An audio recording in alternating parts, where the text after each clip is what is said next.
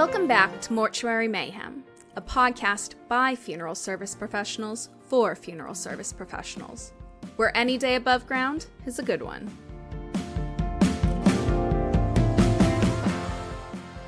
Okay. So just wanted to say thank you, Dan, for inviting us and having us here. My name is Kim Zavrotny, and I am the U.S. Director for Funeral Professionals Peer Support. I am a licensed funeral director in Maryland, and I've been involved in the funeral industry for probably about 33 years now. And full-time funeral director. I got involved with peer support back in 2020 after all the lockdowns and everything. A former classmate of mine from mortuary school was involved with it in Canada, which is where it originated. Our founder, Michael Dixon, started the organization in Canada back 2017, 2018, around that time frame. And I had seen her, I'd seen her name was Lisa, and I had seen her posting some information on Facebook about this group. And obviously they had gone to Zoom at that point because we couldn't do anything else. So I decided to log in and kind of see what it was all about. And it's a great group to be able to get together with other funeral directors. It's anybody within the funeral profession. So we have cemeterians, we have apprentices, people involved with cremation, things like that. So all over the spectrum, as far as people that join in. And as most of us know, we really only know what we deal with on a day-to-day basis. And it's not really the kind of thing that you can come home and talk to your spouse unless maybe they might be involved in the business. But, those of us that don't have spouses or significant others or, family that are involved in the business, they don't really understand what goes on kind of inside our heads and things. So, it was an interesting group to get involved in, and I really liked just the whole background behind it, and just being able to get together with other people in the business is very helpful, on a monthly basis, and to make those connections, it's great. Excellent. And now this is this group is Canada, here, the United States. It's all one big group, or are there like subgroups for the meetings? So there are separate groups. So we do have Canada meets like in the beginning of the month. The U.S. meetings are the third Tuesday of the month, but we actually have a group in Kenya. They meet, I think, like once a quarter, and they've started a student group as well. And even with the U.S. meetings, we do have some regulars from Canada that will join us. So it's really whatever fits your schedule and you're able to, to join in. We have people from all over. The people that started the group in Kenya, they used to log in to our meetings in the U.S. and our meetings in the U.S. are at 8:00 at night. So in Kenya, it was the middle of the night. It's like, I don't know what the time difference is, but I think it was like 3 or 4 o'clock in the morning over there. And they would log on to our meetings. So, there's a need, all over the world for this. If they're logging in at that time of night when, us funeral directors like to get our sleep when we can. Well, I mean, this is just absolutely incredible for the fact that, I mean, again, as I agree with you, it's like, we work with something that others, one, don't want to hear. Two, something that we can't talk about because, it's like, I remember the days I'd, sit at the dinner table and, guests over and they're like, oh, did you hear about this? Or a car crash? Did you hear about this murder that occurred? Did you? And, you're just sitting there just nodding. You're like, oh, yeah, I heard about it. And you're like, you're being very quiet. Like, this is not you to be quiet. And they're looking over. They're like, you embalmed them, didn't you? And I'm like, just shrugged. I just shrugged. And I'm like, they're like, yeah, okay. But and I always tell my students that every day. I'm like, hey, this is a safe zone. You want to come in the classroom, leave some details out. That's awesome. This is how we learn. You can say, hey, I had this crazy case. I said, and Mhm. you're going to learn from it. I said, but you can't go out there and just talk to you can't talk to your family and friends because it's hard. So I think what you're doing is amazing to have that group that is that safe zone where we actually are the same. You're the same niche and can talk within the circle rather than. I'm sure everyone's therapist really loves hearing, and I'm sure they do talk about to the therapist too. But I'm Yeah, sure they all love to, listen to the details that we think are normal. Yeah. absolutely. And over and above, the day-to-day emotion that we deal with the families that we serve and everything else. Yeah. There's your usual workplace, you know, good, bad, and ugly that happens as well because it's a regular workplace as well. So you've got personalities and egos and all that kind of stuff to deal with as well. Management issues and all that kind of stuff. So there's all kinds of stuff that goes into our workplace, and Mhm. then you have your outside emotional baggage that you bring in that everybody always says you got to leave that at the door. And Yeah. sometimes you may have had your own death a week or two beforehand, and now you have to come and deal with other families that are dealing with death, but you're still trying to deal with your own grief. And Mhm. so a lot of times that gets pushed to the back burner, and sometimes it doesn't get dealt with, and that's not good either, as we all know.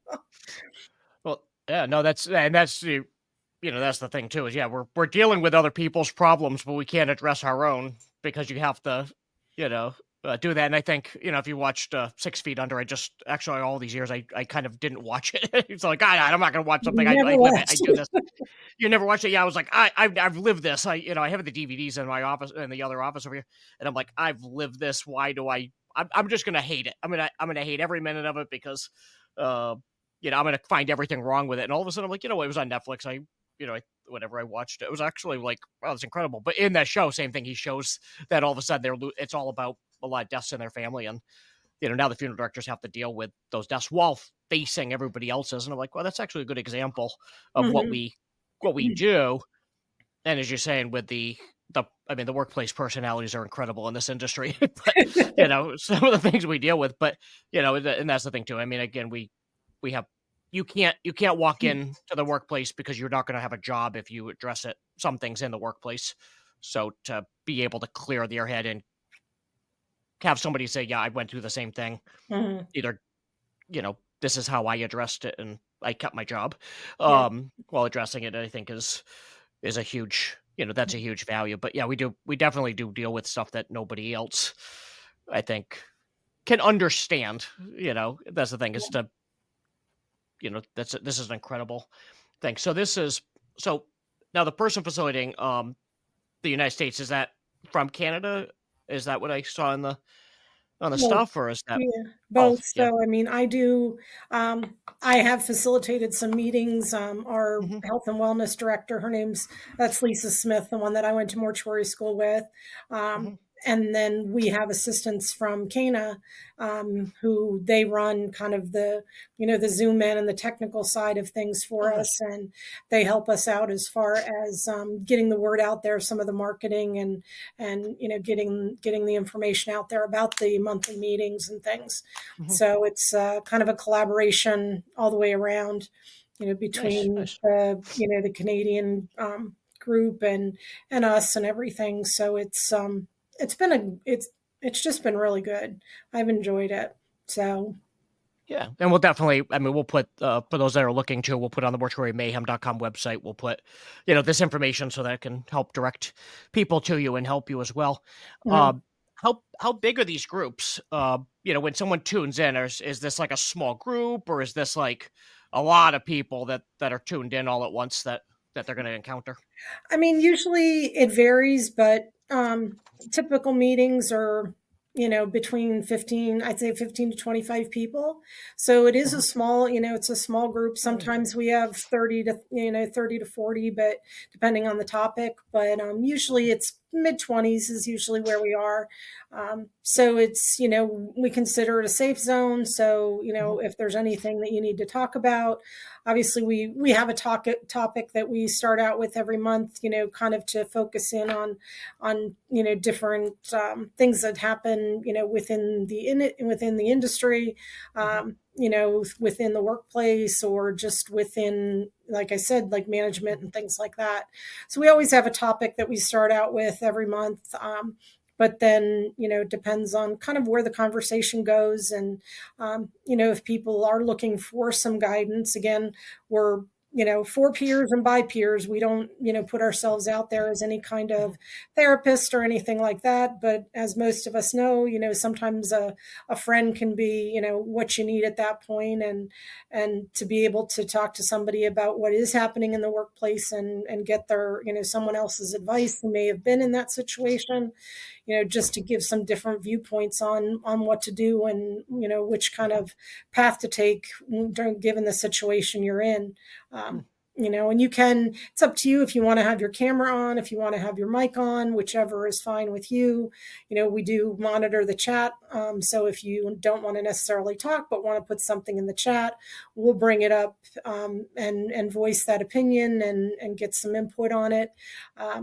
So it's, there's a lot that goes on, all different people, from within and outside of the industry we've had come and talk about different things, what things keep you up at night, from the, within the workplace, what kind of things keep you up, is it the legal kind of things? Is it the ethical kind of things? That, all that type of stuff. We've had, a woman come in, she talked about, distrust in the workplace, and, how do you deal with that? And what are different ways to, to alleviate that?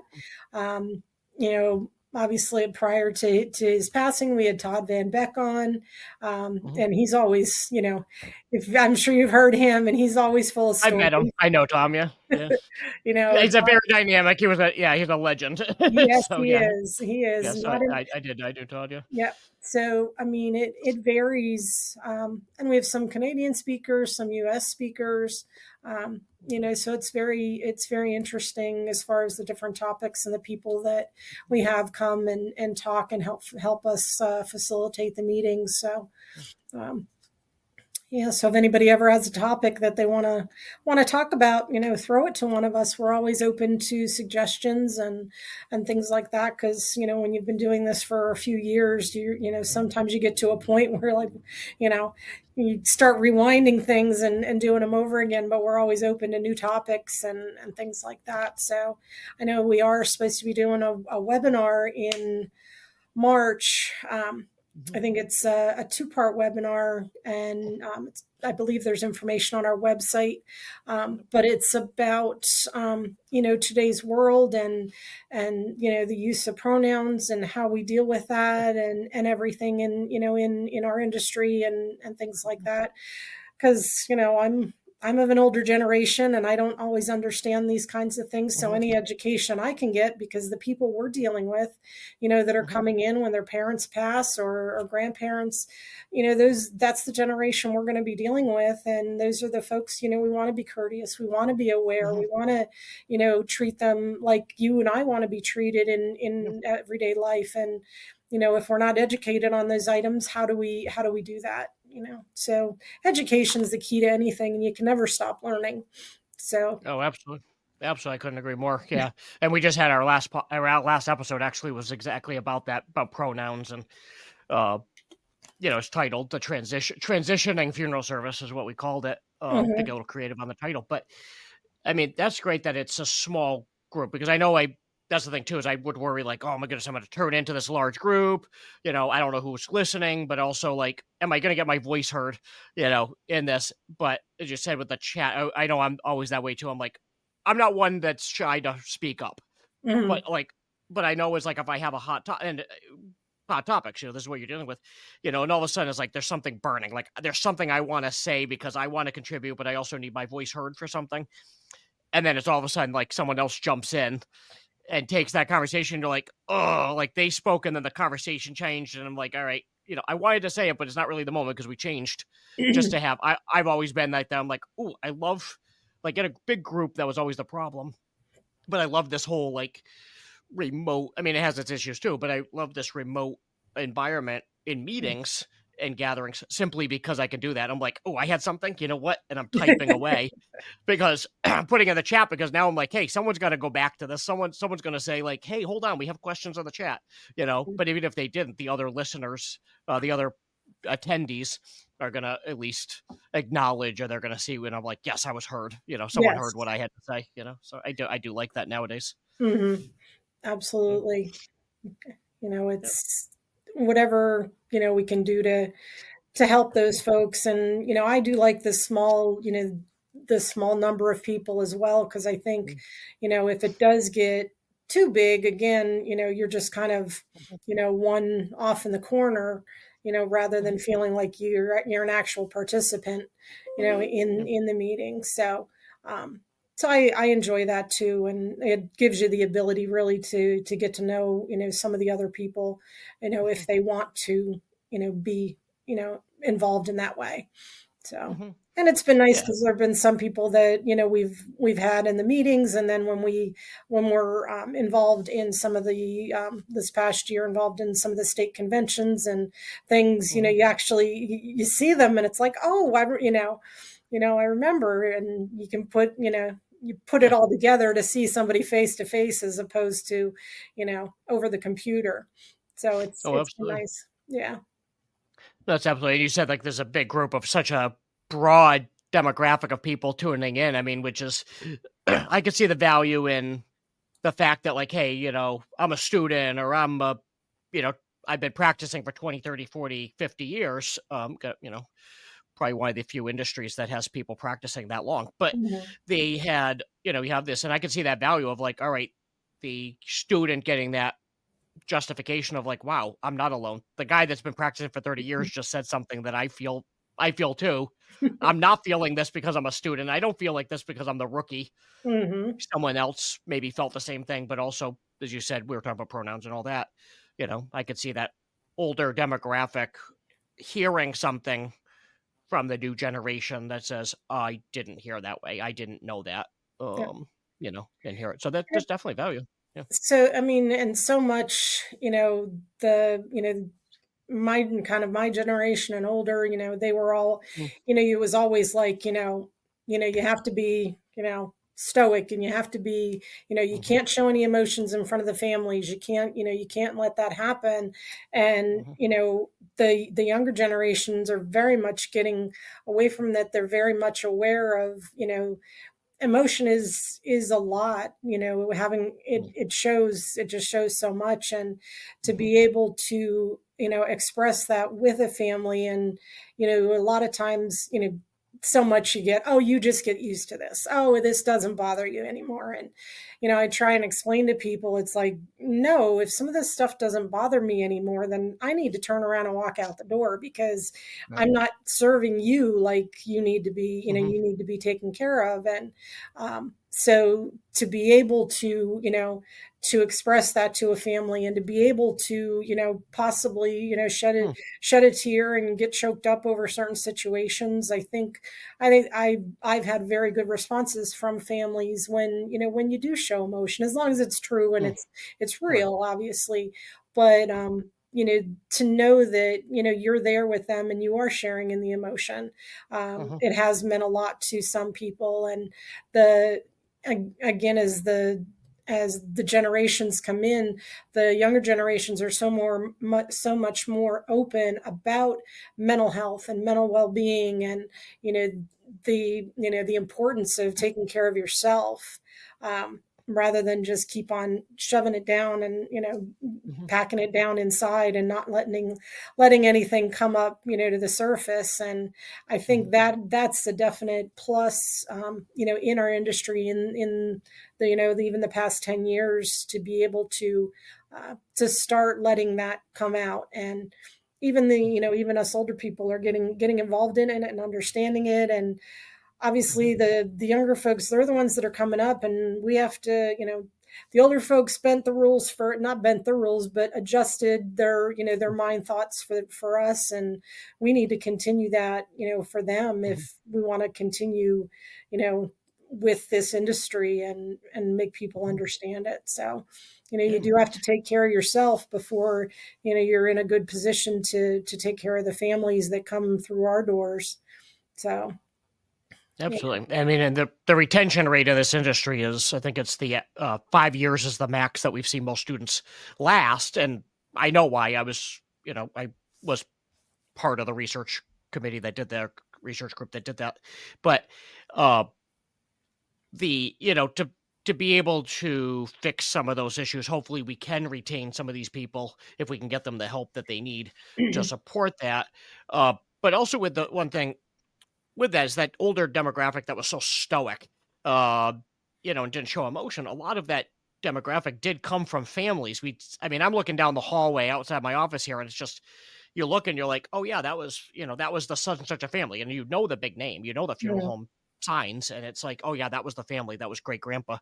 And you can follow the lineage through all the black and white photos on my wall. Now, I'm sitting in a classroom of one. I'm not looking at a classroom of males anymore. I got a few. And I have a demographic of females in my classroom. I have students that don't fit the, how do I politely say this? No, but how do I, they don't fit the picture. They don't fit that picture that you saw on the wall. They're excellent. And these are amazing students, and I would hire them in a heartbeat. But they don't fit that picture. And that sits on the wall because we've changed. This whole industry has changed. But the other thing too is that they're not part of families. They have families of their own. They're not coming home to a family that's like, oh yeah, we were raised. This is the lifestyle we live. This is the vocation we created. Mm-hmm. They're coming home to a family that's like, oh yeah, I do the overnight. You take care of the kids at night, and I take care of the kids during the day. And now it's like, oh yeah, I just went into this second career. I'm in my late 20s, early 30s. I'm going the second career. I got kids. Who's going to take care of them? Yep. Who's going to watch them? It's like, hey, I got an overnight removal. Well, I can't leave the kids. What do I do? And I think for employers to understand that, we're not the same industry that we were. No. We have different people, and that's not a bad thing. It's just that we may have people that that normal job, and I'll call it that normal job structure catered more to, where they had that, and we're not normal, but they would be excellent. These are the best embalmers coming out of the program. These are the best funeral directors coming out of the program. But all the extra stuff that we're used to as an industry doesn't fit. It doesn't fit. Yeah. And we need to change as an industry because it doesn't fit. So it's like, all right, how do we work? But at the same time, I can see that we do have a lot of them getting frustrated saying like, hey, I need this, but my employer not understanding, my colleagues don't understand, that's tough. Yeah. That's very tough on them. And, that's not going to help us retain student, practitioners in the industry. Yeah. The change in the dynamic and of the industry, like you said, I'm right now I work it's a family owned funeral home. It's over, 1808 is when it was founded. So, 215, 18 years, whatever it is now. Still family owned, still same family. And like you said, those pictures on the wall, are not, where we are today. And I laugh sometimes because I remember the funeral home where I did my apprenticeship, back in the early 90s, the one director, he had a tail, back, with his hair, he was a man, he had the tail. He used to have to tape it underneath his collar, to keep it inside his dress shirt so it didn't come out while he was working, because that just was not, that was a no-go, either that or you had to cut it off. And now, it is, what we just, life in general, that, everybody's coming in with, you have tattoos and you have nose rings and, piercings and all kinds of stuff. And it's the norm nowadays. And, everybody said, well, what are the older people going to think? And what, when they're coming in, and it's like, you have to adjust. And this is, unfortunately, we do have to look, you have to look beyond that. Just because the outside has this on it doesn't mean that, their heart's not in it, and they're it's not their passion. It's their passion, and that's why they're here. Hopefully, you have to look and see the people for really who they are. And I think that's been a tough part for a lot of funeral homes. I think they've probably done away, not interviewed or not offered a job to people because, and it's sad, it really is, but yeah, we have to, or else, we're not going to have the people to work with us. And so we need it, we need that. So. Yep. No, absolutely. And I mean, I have a beard, that was a no-go for a long time. It was when I got hired. It wasn't. So, I had the beard, and, I've had facial hair since I've had a combination between just the front, or I've had the full beard since I was a junior in high school. Mm-hmm. And I mean, I went to a Catholic high school. There was a no-go there either, but somehow they just looked at me, they shook their head, and they're like, you know what? Not argument, but I did. I started growing my beard at that time, and absolutely nobody knows what I look like without facial hair. So all of a sudden, it's like I went through school with the beard, and all of a sudden it's like, all right, I have a job. I'm going to go for the interview. And when I went, I actually shaved the beard off for the interview. And I went through my job like that. I kind of trimmed off the front, so I had that, goatee thing going on. But, I kept it maintained, and I said, this is who I'll be from now on. So I went through, and then when I went to, once I was established, once I had more value, I know people always say that, value versus appearance. I had the value. I mean, it's not like, I know a lot of people say value versus appearance. Oh, I got all this value. And all of a sudden it's piercings and tattoos and things like that. I grew a beard. I literally just grew a beard back. I don't see that as unprofessional. But my rebellion was to grow the size back on my beard. But it was crazy. I mean, how that was a no-go, a beard and stuff. But I looked, and they said, well, when I was at the job long enough, and they looked, and they're like, you're not supposed to have facial hair. The director I was working with. And I looked, and I said, the owner of this funeral home has a beard. And I said, and if you look in the big portrait from like 1890, whatever it was, I said, the founder of this funeral home has a beard. I said, and it's a painting. That's how old the thing was. It was not a portrait. It was a painting on the wall. And I said he has a beard. And so I was like, we can't have beards around here. So so finally I was talking to the owner. He goes down to Florida. He would come back for the summer. So I was talking to him, and he goes, oh, I said, like your beard. I said, I kind of commented to the owner, because his son was the one that ran the place. So I mentioned to the owner, I said, about the beard. He goes, oh yeah. He goes, I told my mother. He goes, because the generation between him and that picture painting was also without a beard and also strictly against it. And he goes, my mother told me one day, he says, that I had to shave my beard off. He says, I brought her down to the painting in the hallway and pointed and said, my grandfather had a beard, and I'm going to have a beard, all that. And I laughed. I said, you know what? I said, I told your son the same thing.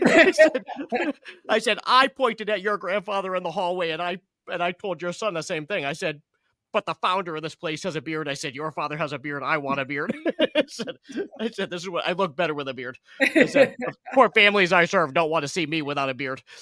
But but it was kind of funny. So, I mean, but again, we're not talking about tattoos. We're not talking piercings. We're not talking about some like horn coming out of my head here. We're talking a beard. But it was, but yeah, it's the same thing. As I always say, the demographic we're serving is not the person that's not the 80-year-old in the casket that was very conservative. We're serving the children, the grandchildren of that, individual that also have piercings and tattoos and whatnot. Yeah. And when and I always tell my students, I said, don't fret over this. I said, cover them up, get the job. And when you have value, I said, you're talking to families and you're like, hey, that's a really cool tattoo on your arm. And they're like, oh yeah, that's really cool. And you're like, hey, hold on. Let me roll up my dress sleeves and I'll show you I have tattoos as well. Right. I said, you're making a connection. I said, over something that, the older generations don't appreciate, but I said the families you serve They they don't see a problem in that. Yeah. And the same thing with, I have a lot of, we get a lot of students that are, I would say that for them to get a job is going to be very hard. Simply because they don't meet the funeral director personality. Mm-hmm. And what I mean like that is funeral directors tend to be the ones that own the funeral home, right? It's that personality of people that like to deal with people. They're outgoing, that salesman type of, you have to be personable. And I told them, I have these most amazing embalmers coming out of this program. And I'm looking and I said, they're excellent. They're amazing people, but they're socially inept. They don't want to deal with people. They want to live in the basement. They want to embalm. They just want to go in the back door. I'll park my car in the garage. I'll go in, I'll come out. Nobody even see me in the parking lot. And that's what they're saying. And they're like, I just want to embalm, but I don't want to deal with people. And what I find too is when we're dealing with that, when they go to get hired, who are they sitting across the table from? They're sitting across from they're not sitting across from an embalmer. They're sitting across from a funeral director. The person that owns the place is usually the funeral director. Right. And when they sit across from them, they're looking for someone that emanates them, someone that has the same personality as them.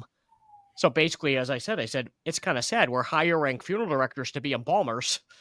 We're not hiring embalmers to be embalmers. It's what it is. We're hiring you for a personality that doesn't attribute to the prep room. But so I can see that. Yeah, there's a lot. I think it's just the whole industry. I can see there's a lot of frustration, with students that they could use this help to say like, hey, I need help here. Listen to me. I could see that. And that's why we're there. Everybody needs, every once in a while needs someone to. Just ask questions or voice an opinion or see, how do I deal with this? I'm in a situation and what can I do? And that's why we're there. Michael, our founder, he wants to have the ability to have, whoever needs somebody to talk to, there needs to be somebody there at the other end of the phone. We have we call it a warm line that is, manned 24/7. So, so people can call and talk to someone. And again, we have the meetings.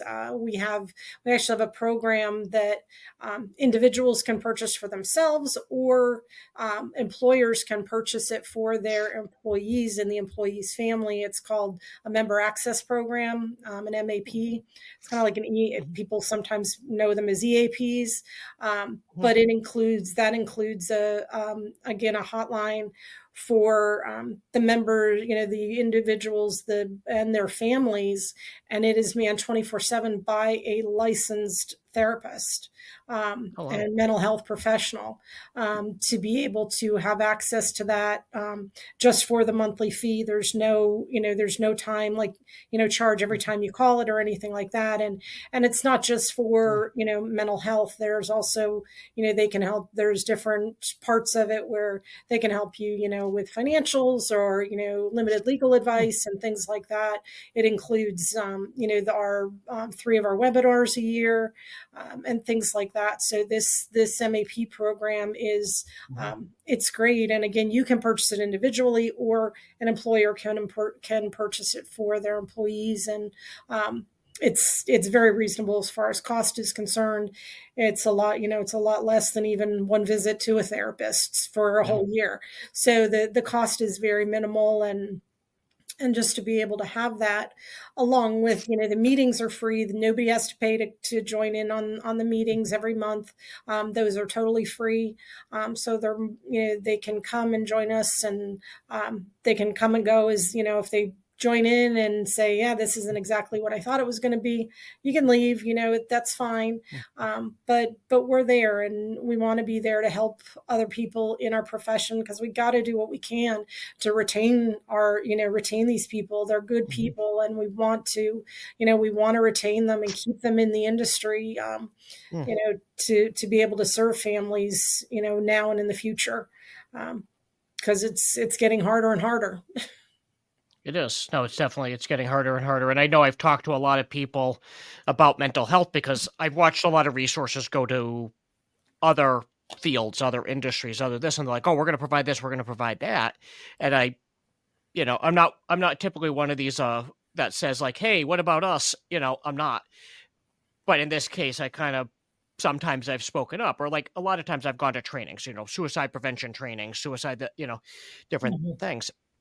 And they've run me through to be a trainer in them and all that, which is awesome. I love that kind of stuff. But to in the middle of the training, and they ask the prompt questions and things like that. And I think they worry about me when I talk, but I said, no, my people, these are my people. My people are doing this. How do I bring these resources to my people?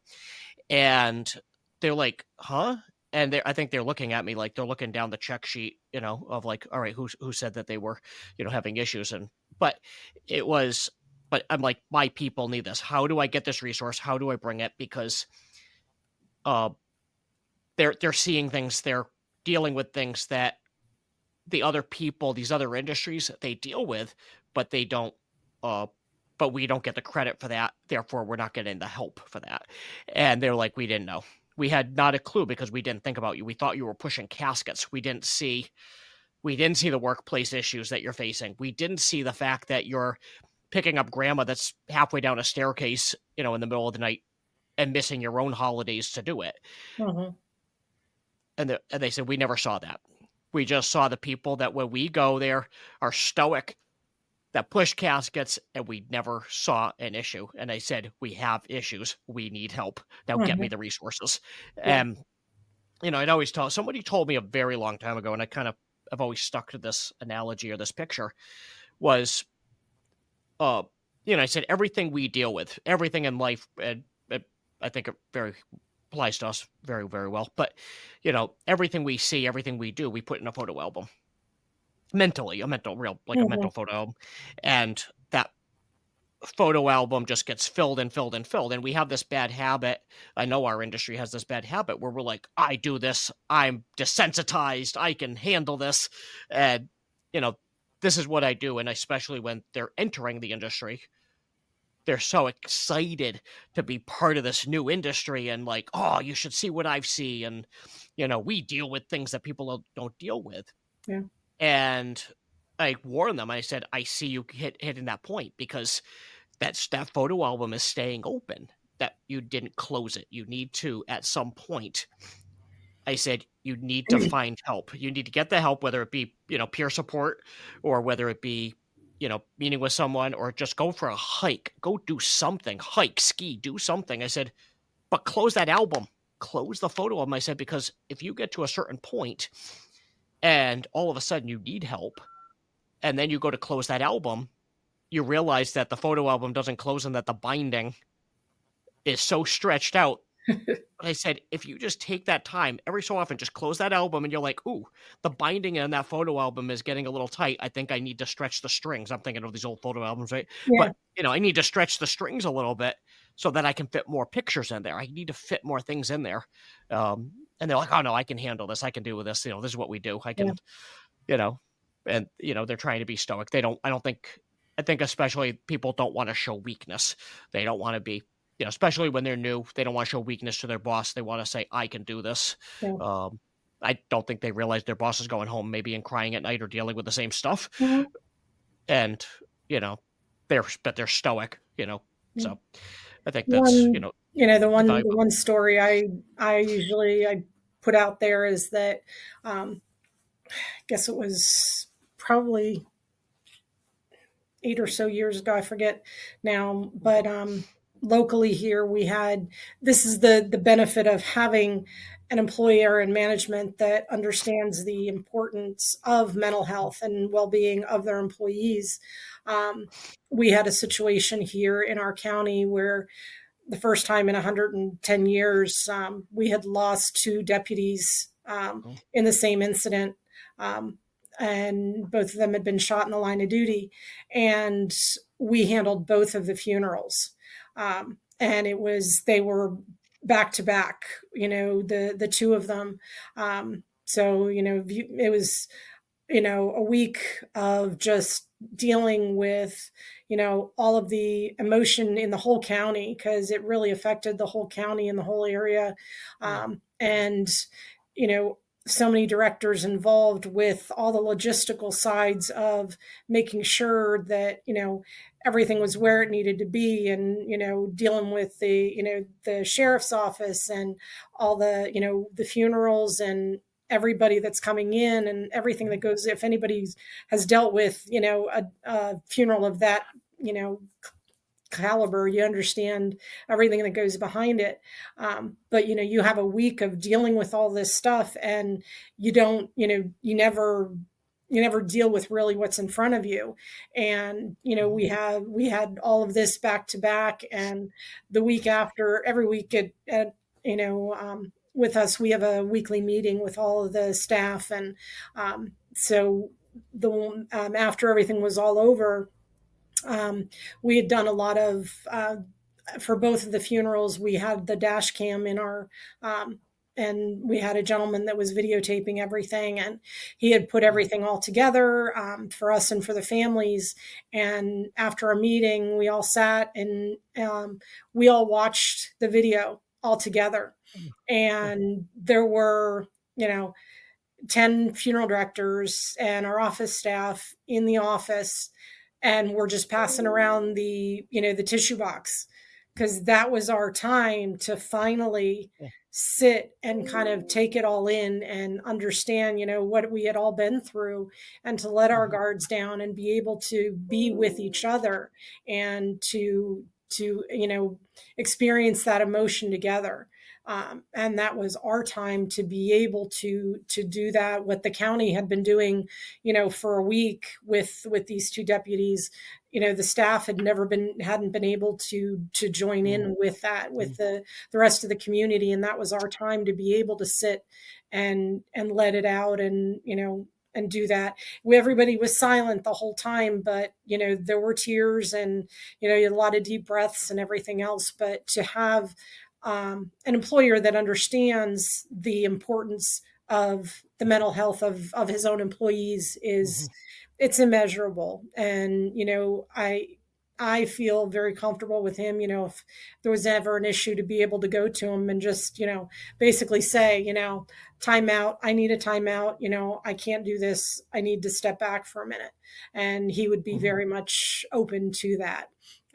And unfortunately, I know a lot of people don't have that, where they work. And but it is very important to, even if you never need it, just to have that knowledge and that that level of comfort within your organization, to know that that's there if you ever do need it. And that's incredible. That's what we try and to do for the folks that need us and want that peer support. We want to be there and kind of be that person for them if they need it, or when if and when they need it. So. No, that's absolutely incredible. And yeah, it's the same thing as when something like that happens. All of a sudden, the school system, the workplaces, all of a sudden, they're loading up therapists. But then it's like, hey, we're dealing with it too. Like, but you're not, as you're saying, you're not allowed to. It's like, you're the one that has to do the job. You have to get that job done. And it's like, all right, we can't grieve right now because we need to help everybody else grieve. And I know we pride ourselves in how busy we are some days, but I like that. That's a rare commodity to have a, workplace that's able to recognize that, and not, it's important. It's so important to say, okay, just let's take a moment right now. Let's not move on. Let's not move on to the next service. Just, we can pause, just pause. And I think that's so important. And, I'm glad that you guys got that. That's a, huge benefit. Yeah. So. Yeah. Yeah. Yeah, I think a lot of people don't get to, recognize that. But the other thing too, I think people do see us too, as far as I said, with resources, when it comes to it, it's like, oh no, they know how to deal with grief. That's what they do for a living. No, no, Whoa. no. Like, what do you mean? Like, what do you mean we know how to deal with grief? We know how to help you. We don't know how to help ourselves. We're Yep. really bad at helping ourselves. We just keep helping you. Who's going to help me? Yes. Yes. Yeah. So, I'm just desensitized and I'm crazy, but that's okay. And I'm only going to get crazier if you don't help me. So, yeah, Nope. but we have to make sure we don't hit our breaking points. Yeah. Yeah. So we're here, and we're here for whoever may need us. And you can always our website. It's funerals with an S, peersupport.com. There's a lot of information there. We have all of our social media, so Facebook and Instagram, Funeral Peer Support. Check us out. We always have our updates there. We have a podcast as well. It's called Stronger Together. It's with Michael Dixon, our founder, and Ann Jekyll. So you can find that. We usually put out there on our Facebook and Instagram when we drop new episodes with that. So keep us in your line of sight, and because you never know when you might need some help yourself, and where to turn. And we're here to help and to do whatever we can for whoever might need it. So. Absolutely. And we'll put the link up again, as I said, to the mortuarymayhem.com website, so that everybody that's looking for your services can find that easily. That'd be great. We'll keep it up there for a very long time. Make sure that they get that. So it'll be on the main page for the foreseeable future, and then we'll also have it on that resource page indefinitely, so that people can always find you no matter when they listen. Thank you so much. Absolutely. Been a pleasure having you on here, and hopefully we'll have you back. I'm here whenever you might want to talk. All right. I like that. Yep.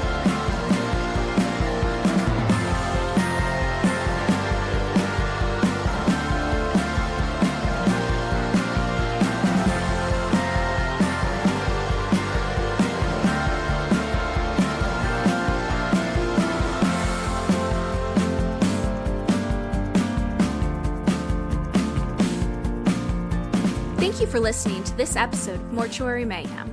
For links to information discussed during this episode, please visit the website at www.mortuarymayhem.com.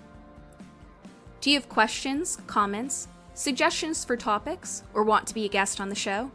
Email us at podcast@mortuarymayhem.com. We should do this again sometime.